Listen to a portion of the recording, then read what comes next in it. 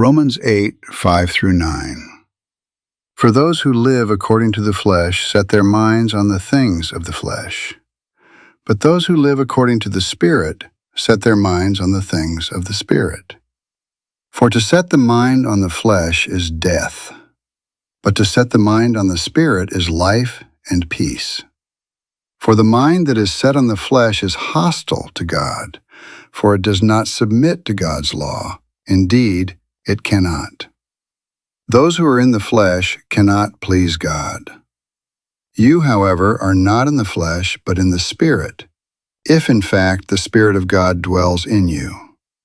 Anyone who does not have the Spirit of Christ does not belong to him. Let's go over Romans 8:5-9. When Paul talks about people being in the flesh in Romans 8:5-9, I think it becomes pretty obvious that he is not merely talking about the physical body. He keeps connecting the flesh to things like setting the mind on the flesh, living according to the flesh, being hostile toward God, and refusing to submit to God. That is psychological, relational, and motivational language. Paul is talking about what governs a person internally. And I think at the center of it is self-focused living. The flesh is human life centered primarily around self. My desires, my fears, my safety, my status, my pleasure, my ego, my preservation, my control. That does not necessarily mean a person looks outwardly evil. That is important to understand. A person can be polite, disciplined, respectable, successful, and socially admired while still fundamentally living according to the flesh. Why? Because even outward goodness can still be flowing from self-centered motivation. A person may act kindly because it benefits his reputation. He may act morally because it keeps society stable and predictable. He may avoid wrongdoing because he fears consequences. He may help others because it makes him feel superior or secure. And even if he genuinely cares about other people to some degree, he may still refuse to acknowledge God himself properly. That is a major part of what Paul is getting at. God has given him life, breath, existence, reason, beauty, food, relationships, conscience, and countless other gifts, yet the person still wants to live as though he himself is ultimate. So the flesh is not merely bad behavior. It is autonomous living. It is self as the center. It is living as though one's own desires, judgments, fears, and interests are the highest authority. And because human beings are intelligent and social creatures, the flesh can become extremely sophisticated. A person can build an entire moral-looking identity that hides the deeper issue. The conscience is partially soothed because the person meets social expectations, behaves respectably, and avoids obvious wickedness. But underneath it all, there is still resistance toward giving God his proper place. That is why Paul says, the mind set on the flesh is hostile toward God. That hostility is not always loud or dramatic. Sometimes it is quiet independence. Sometimes it is polished self-rule. Sometimes it is, I will live morally, but I do not want God himself ruling over me.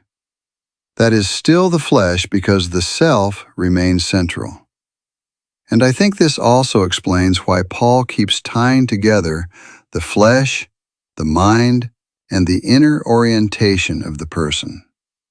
People sometimes try to sharply separate the heart from the mind, but biblically they overlap constantly. The heart is not some separate mystical organ floating inside the person. It refers to the deep inner self, the loves, loyalties, motivations, desires, intentions, and governing values of the person. What you truly value at the deepest level shapes how you think, what you pursue, what you fear, and how you live. That is why Paul says, "Those who live according to the flesh set their minds on the things of the flesh." The mind follows what the heart values most.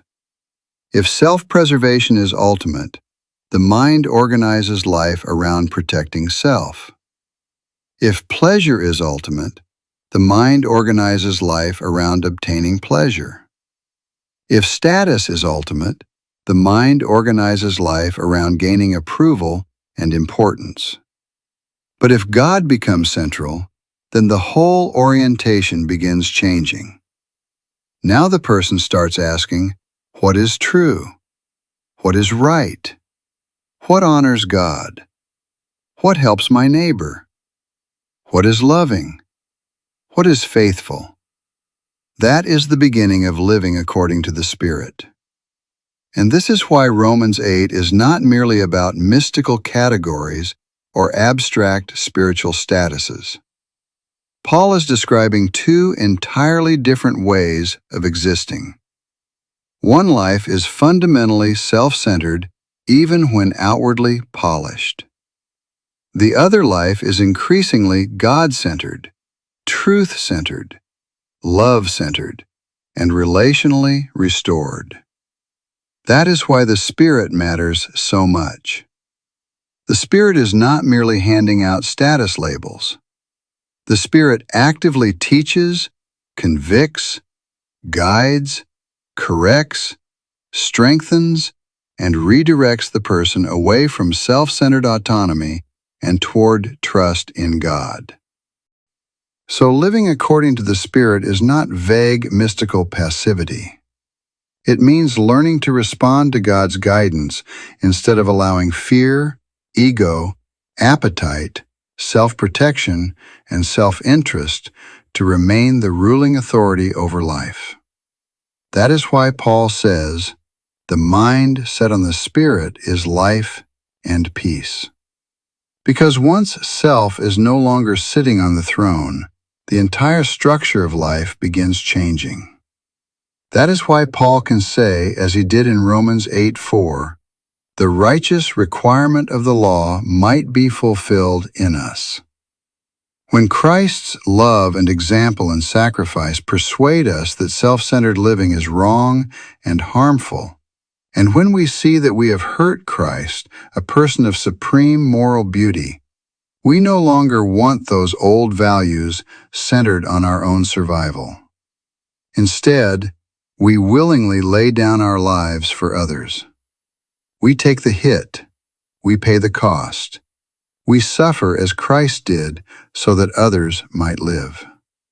So when Paul states in Romans 8:7, "The mind that is set on the flesh is hostile to God, for it does not submit to God's law, indeed, it cannot," he is saying that a self-centered motive cannot be centered on others.